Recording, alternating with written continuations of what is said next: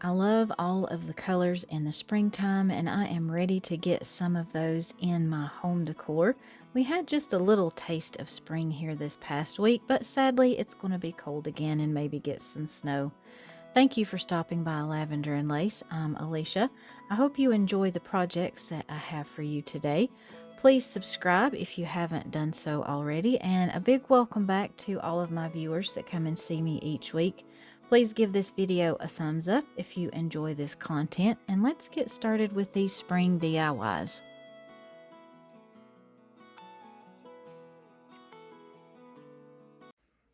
I picked up a couple of these hexagon shaped canvases at Dollar Tree last year, and they've just been sitting in my stash, so I wanted to use them for this project. I just removed all of that plastic wrap, and these are the flat ones, of course, that doesn't have any of the framing around them, and that was perfect for what I wanted to do. And I just put a thin layer of Mod Podge on both of these, and I'll let that dry completely. And then I grabbed some of my tissue paper, and I tried to show you guys that there is a glossy and a matte finish to either side of your tissue paper. It's probably really hard to see on the camera there, but when you're doing a project with the tissue paper and you are going to be printing a design on that, you want to print on the matte side, not that glossy side of your tissue paper. And for my design, I needed to use an 8.5 by 11 sheet of paper. And I just trimmed down my tissue paper and left a little bit of overhang on each side of my computer paper. I just wanted that to be able to fold that down and tape that so it wouldn't get pulled through or ripped when I am printing my design. And I just used some washi tape to apply that to the printer paper. You could use Scotch tape, painter's tape, whatever that you have on hand. You just want to make sure that all of your edges are taped down really well, and I like to trim off those corner pieces. That just helps me be able to tape everything down. Sometimes I'm afraid that that would get pulled through the printer and that it would cause a jam and this wouldn't print correctly. And I know you guys, if you have watched all of my videos, you have seen this technique so many times, but it is really one of my favorite ways to get a design on a surface like this. And I like to let my ink dry for at least 30 minutes. That will just make sure that none of the colors bleed when you do the next step for this project. And sometimes if I have time, I will let these dry overnight. That just allows that paint to completely dry, or the ink, excuse me. And I have an Epson EcoTank printer, and it works really well for this type of project. And it uses not a lot of ink, so the ink refills, I actually haven't had to buy any in a couple of years. So if you're looking for a new printer, I would highly recommend those EcoTanks. They work really good for these projects. And I had just removed that tissue paper from my printer paper and placed that over my canvas where I wanted it, and just grabbed my Teflon sheet to protect that tissue paper and my little Cricut mini press, and just reactivated that Mod Podge and ironed my design onto my canvas. And I chose a watercolor design. You could choose anything that you would want for these canvases, anything that would match your decor. But I love birds, and eastern bluebirds are one of my favorites. We see them occasionally around our house. And then I just repeated those steps for my second canvas as well. And I just trimmed off any of that larger pieces of the excess tissue paper, and then I just used my jumbo fingernail file to file off all of that excess and just get a nice clean finish to all of the edges of my canvas. And just a quick reminder, you guys, if I use anything that you would be interested in giving a try, any designs, cut files, images, materials, supplies, things like that, I always try to link those in the description box, so be sure that you check there. And you could totally skip this next step. I didn't love just all of that stark white color on this canvas, so I wanted to age that a little bit. So to do that, I just used my watercolor paints, and I just kind of went back and forth between the yellow colors and some of the browns and just dabbed that all over the surface of my tissue paper. I tried not to get too much water on the ink design that I had printed out. I didn't want to change that color too much. This was kind of just a playing around process to see what I thought would work the best and get the effect that I wanted. I just took my paper towel and dabbed off some of that excess water and the paint colors and just went all over the surface of that, kind of back and forth with the different colors until I got the age effect that I wanted. And I also did just a few splatters. And I did the same thing on my other canvas, so these would be a matching set. And to protect my artwork and to completely seal everything, I did another light coat of Mod Podge over the top. And before I did the Mod Podge, I almost forgot to mention, I did let these dry overnight, so all of that water and everything would be completely dry, and I wouldn't have any wrinkles or anything or rip that design when I applied that last layer of Mod Podge. And my hot glue gun made this next step incredibly difficult. My trigger for my hot glue gun isn't working correctly, so I had to actually push the glue stick to get any of that glue to really come out. So to do that, I actually used my coffee cup just to help stand up my canvas so I would be able to get the hot glue all the way around the edge. I just wanted to add some of this cotton cording to give this a nice finished look. You could also use some of the square dowel rods that you can find at Hobby Lobby. That would be a nice look as well. I just decided to go with this cotton cording that I had in my stash. And I just cut that off when I made it all the way around my canvas sign, and I just put a little bit of extra hot glue in there to try to neaten up those ends where I had trimmed them so it looked nice and finished. And I did decide to go around the back of this and put a little bit more hot glue between the join there with the cotton cording and the canvas just to give that a little bit more security. And you could also finish this off by adding some brown craft paper to the back, and that would just give that a nice finished look as well. And I just took a smaller piece of that cotton cording and hot glued that on the back of each of my canvases. So I will be able to hang these, and these are finished. I love these designs, and I love both of these birds and the colors on these. What do you guys think about this one?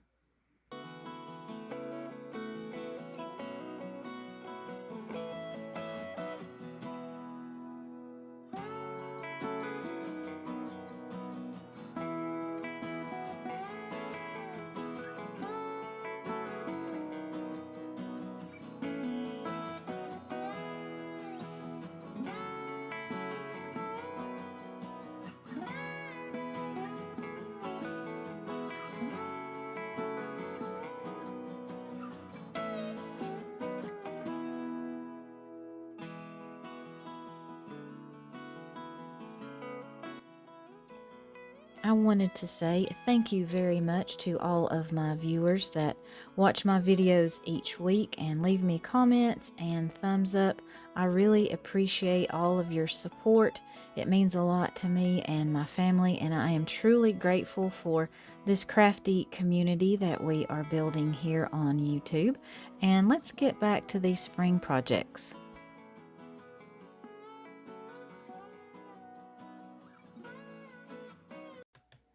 I have been crafting a lot through my stash lately. I organized everything recently, and I have been able to see everything that I have a little bit better. So I'm trying to use up some of the things that I have and the ones that I have had for quite some time. So I grabbed one of these, I guess you'd kind of call this like a pallet sign maybe from Dollar Tree, as well as one of the little wooden crates that you can find. And I started this project by staining that, I don't really know what to call this one, the wooden slat piece, I guess is what we'll go with. So I stained that with my antique wax from Waverly, and then I used one of my absolute favorite colors. I think I picked this up from Walmart several years ago. I could be wrong about that, but I love this color. It's kind of just a robin's egg blue is the way I would describe this one.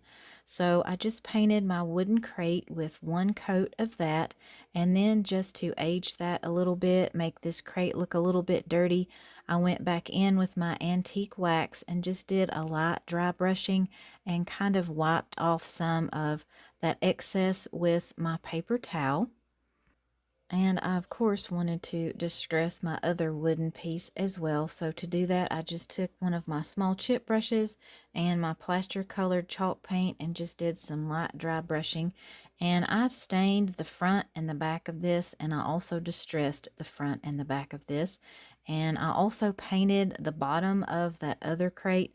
Just as a side note there, I wanted all of this piece to look completely finished and professional.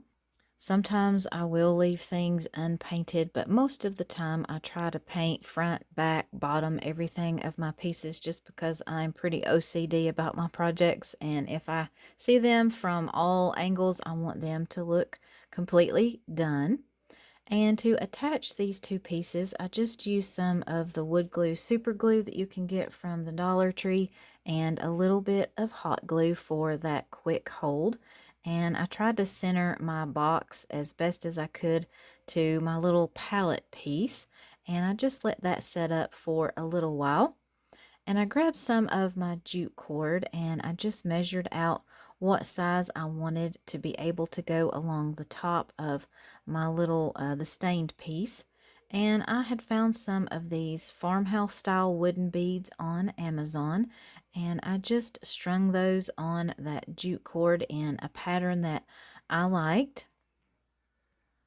And you could also do a little pinnate banner with some fabric on this crate, smaller beads, whatever that you might have in your stash, just to embellish this.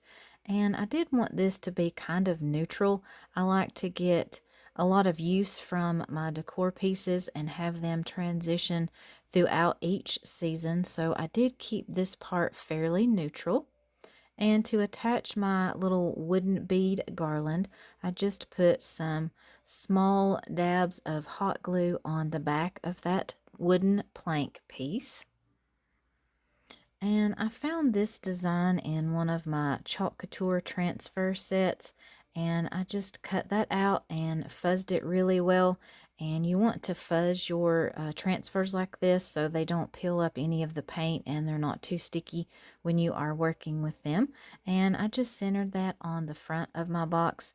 If you have good handwriting, or if you like your handwriting, I don't like my handwriting that well, you could write on your box if you wanted to do that, or you could use rub-on transfers, do a Cricut decal, whatever you want to do. And I used my little mini squeegee just to apply my chalk paste to my transfer. And this is my favorite part. I love peeling up those transfers and revealing that design. And of course, I didn't want this one to look perfect. I like everything to look kind of rustic. And if you use those transfers, be sure that you wash them immediately after you use them. And I just added a little bit of paper shred that you can get from the Dollar Tree in the bottom of that crate. And I had picked up these bird's nests with the eggs from Amazon, and I made that little fabric bird several years ago. Stay tuned to my newest videos that will be coming out. I hope to do a tutorial on how to do those very soon. And this one is finished, and you can just easily change out whatever decor that you want your embellishments for each season or holiday.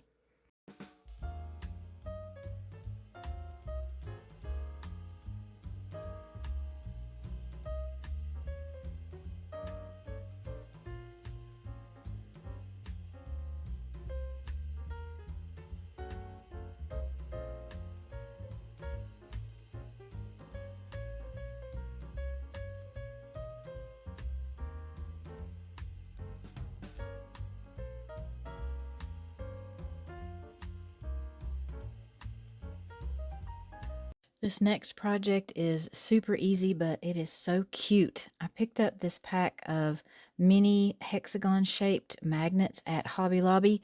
I got 4 in a pack and this was $4. I can't remember if I bought these on sale or not, but it was still a good price. And I just started this by putting down a thin layer of Mod Podge and I let that dry completely. And I found this really pretty fabric bundle on Amazon. And I just chose some coordinating fabrics that I really liked from this bundle. They have a lot of different patterns and a lot of colors, and I just love this fabric bundle. It's one of my favorites that I have found so far for spring and Valentine's projects. So I just picked out 4 of those and I just placed my magnet down and just cut a large enough piece where I had some fabric overhanging these magnets to make this project a little bit easier to work with.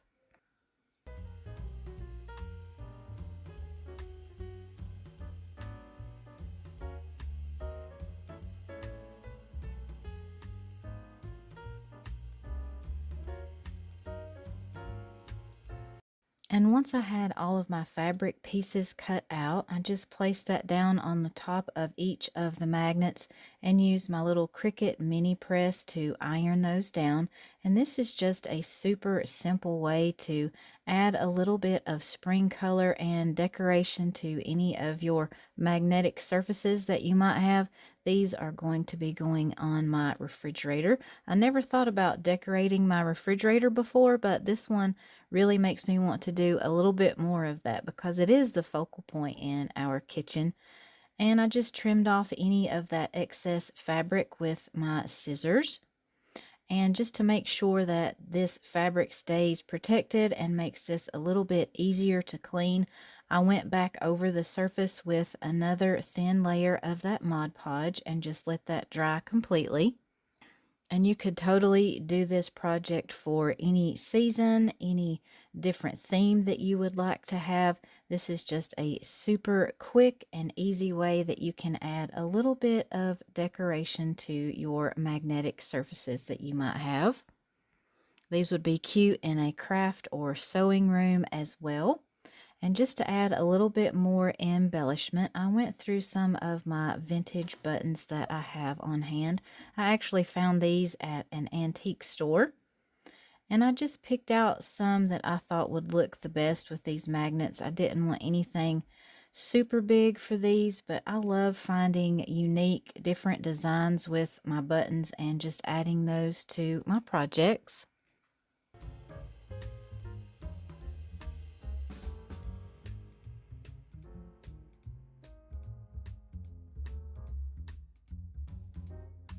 And then all I had to do was just add those buttons to each of my magnets with some hot glue. And these are finished and ready to go on my refrigerator. And this is just a really cute and easy way that you can display some notes or things like that for your family members. What do you guys think about this one?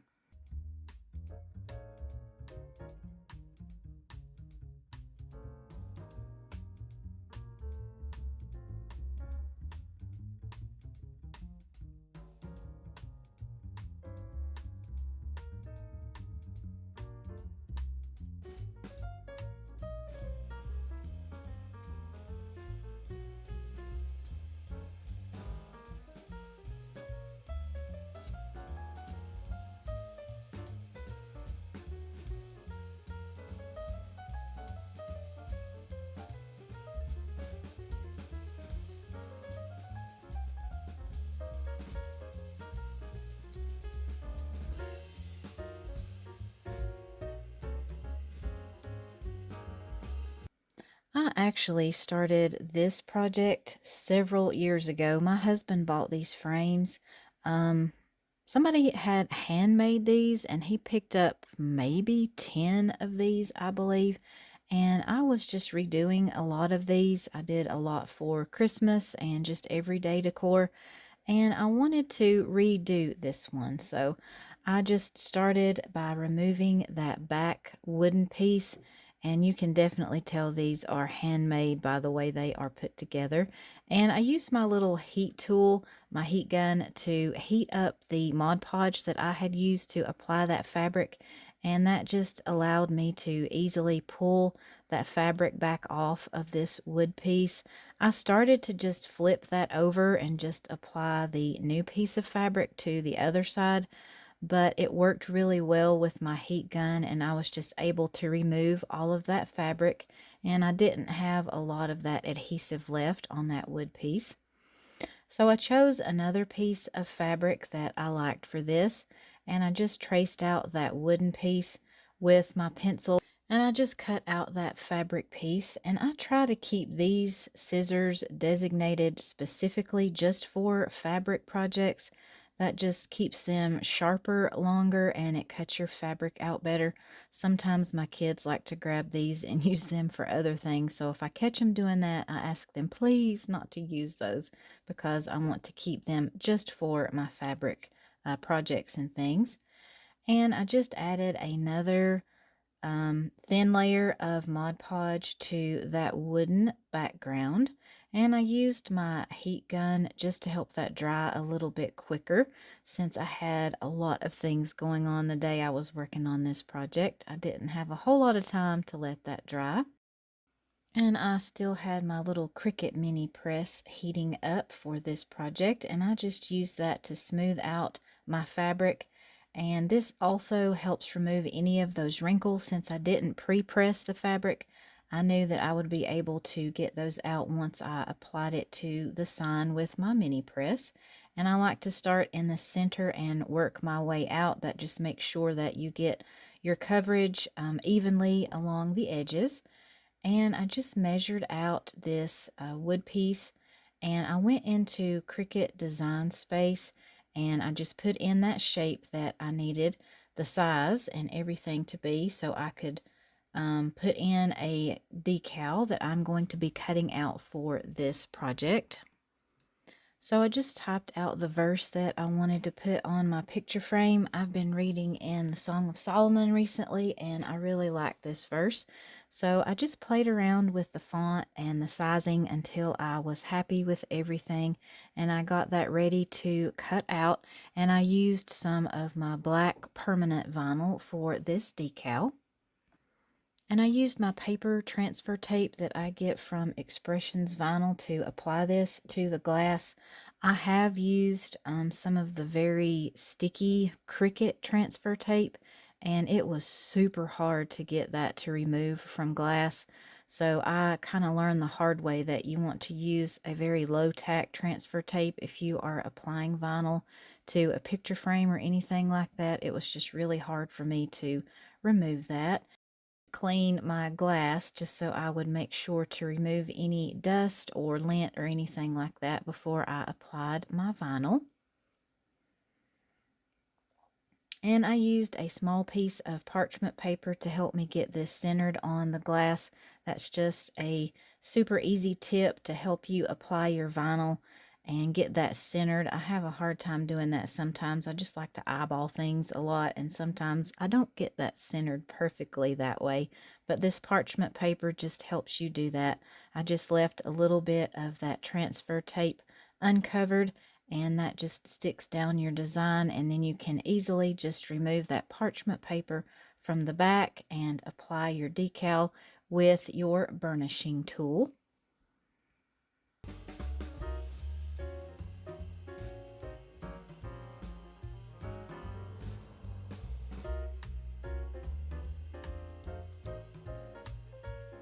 And I just carefully peeled back my transfer paper from that vinyl. I like to keep that as close to the surface as I possibly can. That just ensures that you don't pull up any of your vinyl that you have worked hard to get applied to whatever surface you are working on. And then all I had to do was replace that glass and my new fabric design, and just replace all of those wood pieces on the back of this.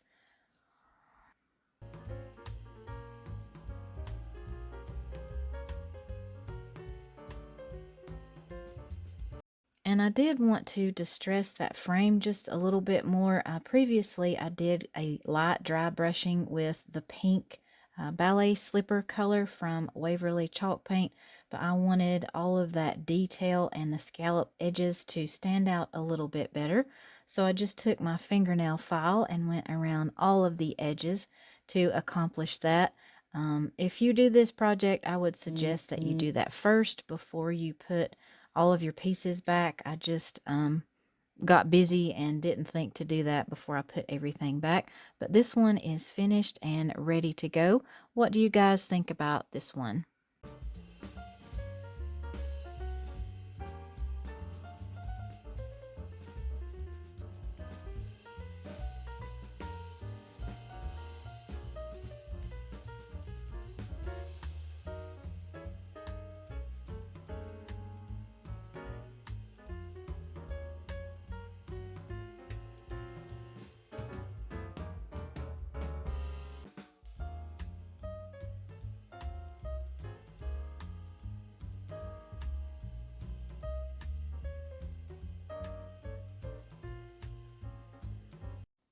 That wraps up another round of spring DIYs. I hope you guys enjoyed these projects today.